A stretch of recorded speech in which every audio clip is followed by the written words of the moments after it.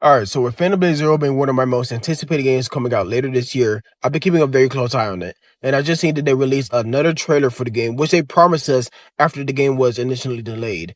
They also revealed a lot of other information, the key details that I'll go over, at least the things that are important to me. A couple things that are disappointing as well. I mean, this is kind of like the year of the disappointment, but I'm going to try to be mostly optimistic, mostly positive. We've seen mostly good stuff. And we're going to try to keep this on a shorter side, so let me just get right to it. First, we're going to talk about the pre-orders that have just officially opened, and I want to talk about something that, I'm just going to get this off the back so that I don't have to be negative anymore. Phantom Blade Zero will be exclusive to PS5, and I believe it's still coming to like Steam and like the Epic Game Store and PC, but it's not coming to Xbox. It's exclusive to those platforms for the first 12 months. Which I don't know why we're still doing exclusives in 2026. There seems to be no actual benefit from doing exclusives, as we've seen with other games that are released on multiple platforms. I've done a video before on Phantom Blade Zero. They've been working very closely with PlayStation on this game. So I understand the partnership. All I'm saying is that it just seems kind of unnecessary to gatekeep. A potential large audience is probably going to want to play your game on release. But like me, honestly, if your game isn't there on release and I gotta wait 12 months for it, I probably lose all interest in the game and won't even bother playing it once it officially releases on my platform of choice. And this is confirmed. This isn't like some of the other stuff I'm going to talk about later is a little bit like speculatory. It's pretty legit leaks, honestly, but it's not confirmed. This is confirmed. It's going to be a 12-month exclusive to those platforms. Xbox is not going to get it for 12 months. That's just, my heart goes out to them. Now, as for the pricing of the pre-orders, the standard edition is going to be $60, which is great. That is awesome. This edition includes the base game as well as some other early unlock items and cosmetic outfits and stuff like that. And the deluxe edition is actually going to be like the standard AAA price nowadays at $70, which also includes more cosmetics, digital art books, digital soundtracks, just other additional goods that you will probably want if you're going to be like a massive fan of this game. It's also important to note real quick that all the cosmetics and these pre-order bonuses will still be unlockable in-game for free. So you really don't have to, if you want to just buy the game on release, you can do that. You can still earn these cosmetics and other items in the game naturally. Now, since Phantom Blade Zero has officially gone gold, they also revealed the official PC requirements for the game. And I'll just put them on screen right now just so you can see. Honestly, these don't look that bad. They don't look that heavy. Not gonna lie, I was kind of expecting outrageous PC requirements. This is Unreal Engine we're talking about. But thankfully, it looks like if you have at least mid-tier hardware, you'll still be able to run this game pretty smoothly. Which is good because, again, with the RAM situation and, other PC parts now being like 3 or 4 times as much as it was like a year ago when I bought my first PC. Thankfully, it looks like this game won't be too heavy and you'll still be able to play it on probably 2018, 2020-ish hardware without too much issues. With that being said, another little bit of negativity, another little bit is that it's going to have Denuvo. Hopefully, it doesn't affect the performance of the game too much, but again, it's just unnecessary to add Denuvo to a game that literally does not need it. It's not a live service game. It's not some game that people are going to be cheating in. It's not any game that people are going to be tampering with anything. There's other less intrusive ways to keep the digital license verified. It's just so unnecessary. Now, on a more positive note, a playable demo seems to have been leaked for this game on the PlayStation Store before it was taken down.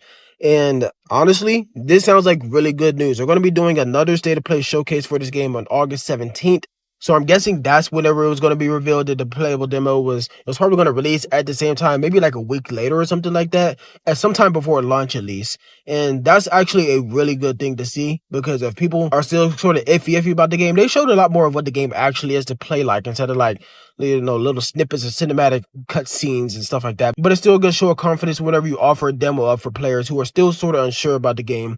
And there's almost always no downsides to it. Just give players literally like an hour to play, a random boss fight mid-game. And they can know from the combat, do they like the combat? Okay, cool. They want to purchase the game or they don't want to purchase the game. It can literally be that simple for most players. Now, as for the State of Play showcase, SGame has specifically said that it'll cover things like combat, gameplay systems, the exploration in the game, character progression, just like the game and the world in general, like the story and just probably the world building this present, with Wuxia, like I mentioned in my last video. And also just more gameplay footage of the game, just so people can have a more accurate idea of what it's like to actually play this game. They've been doing a much better job of showing off gameplay footage without any of the cinematic parts.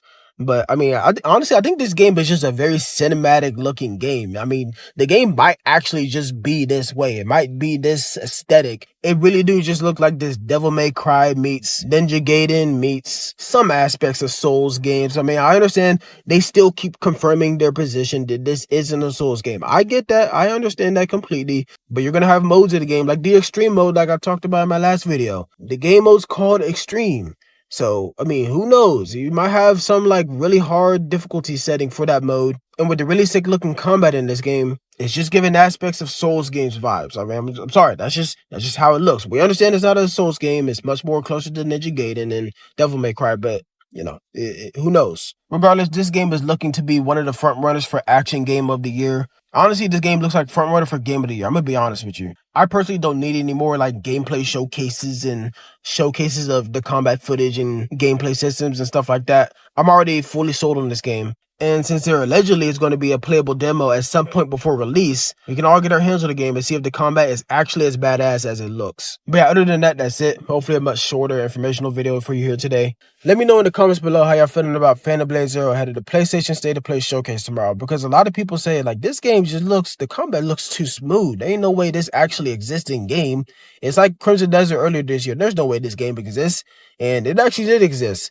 Hopefully the same goes for Phantom Blade Zero because it would be so good for me to finally get a game that actually ends up being as good as when I was anticipating it. Some of these games over like the past 2 years, I mean, they've been alright games, but like they weren't as good as I thought they'd be. But hopefully this game is a trendsetter and sets new expectations for action games across the board because it really is looking that good every time they show it. So I'm rooting for them to actually pull it off. But yeah, anyways, that's it for me. I'll see you next time. My fists strike only the strong!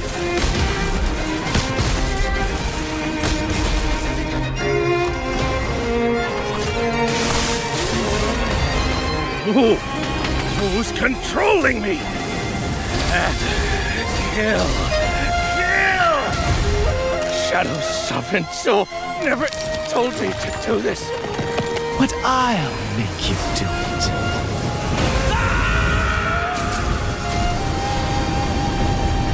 I would give everything to the great and merciful lady! This was my mistake. I have to make it right. Puppet woman!